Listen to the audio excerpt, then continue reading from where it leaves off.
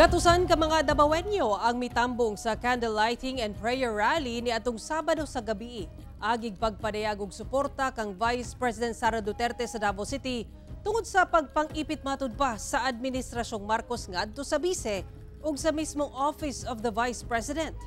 Ato ibalik si Argil Relator. Gitubag sa mga Dabawenyo, taga-suporta sa pamilya Duterte ug mga opisyal sa LGU Davao ang panawagan nga magkahiusa sa pagpaabot og suporta kang Vice President Sara Duterte, Office of the Vice President Chief of Staff Attorney Zulaika Lopez ug sa mismong Office of the Vice President pinaagi sa pagtambong sa giorganisang candle lighting and prayer rally niadtong Sabado sa gabi.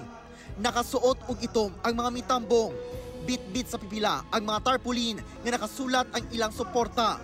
Ingon man ang pag-awhag nga protektahan ang konstitusyon. Tinihuman ang pagpang-ipit matud pa sa Administrasyong Marcos kang VP Sara. Diin gidamay na ang mga opisyal sa OVP. Dihang gisulayan sa House Sergeant at Arms. Pinaagi sa mando sa House Committee on Good Government and Public Accountability nga ibalhin si Lopez gikan sa House Detention Facility ngadto sa Correctional Institution for Women sa Mandaluyong City. Buta nga gialmahan ni Lopez og ni VP Sara nga mao'y nahimong legal counsel ni Lopez. Sa programa, dunay gipasalida nga mga nahitabo ni atong martial law og EDSA People Power Revolution nga mao'y nagpatangtang sa duha ka dekadang paglingkod ni kanhing Pangulong Ferdinand Marcos Sr. Gipagawasab ang mga testimonya sa martial law victims. Naghalad og pag-ampo ang mga representante sa Muslim, Kristiyano ug lumad ug nagsindi og kandila isip simbolo sa hayag nga kaugmaon. Sa iyang pagdumala, daghay na sina mao nga karon panahona dunay plano nga impit siya pinaagi karon sa mga pag-ipit kaniya nga dunay mga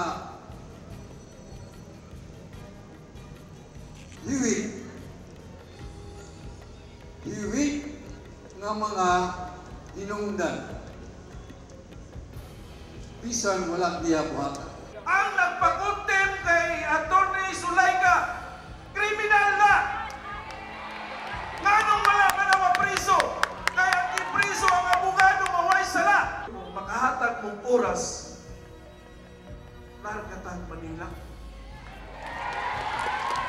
Giorganisa matud pa ang aktibidad sa volunteer groups. Para sa Kwa, this is just the start of everything.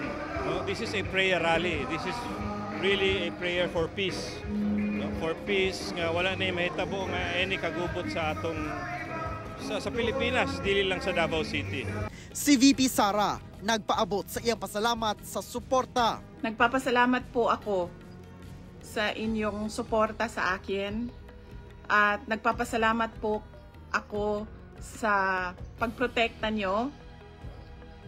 Unang-una po kay Yusek Zulaika Lopez at sa lahat po ng mga personnel ng Office of the Vice President.